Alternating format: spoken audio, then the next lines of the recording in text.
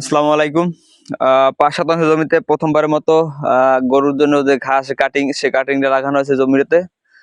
তো এটা আমাদের অঞ্চলটাতে মানে নিচু জমি হওয়ার কারণে কেউ ঘাস চাষ করে না, তো করে অনেকেই উঁচু নিচু জমিতে ঘাসটা, তো সেটা তো ফলন পাওয়া যায় না তেমন একটা। তাই কাজেই আমরা যে জমির যে বীজ লেখাত বলতে জমিতে বীজ চাষ করা হয়, তো একদম জমির রাস্তার সাইডের জমিটা।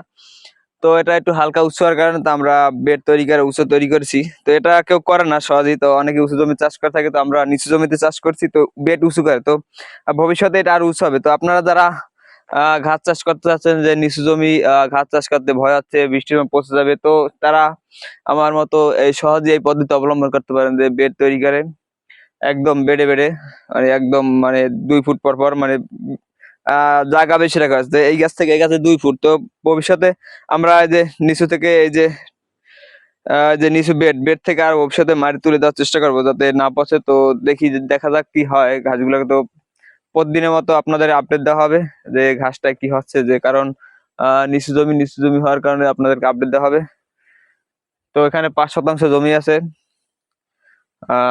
আসসালামু আলাইকুম, ভালো থাকবেন সবাই।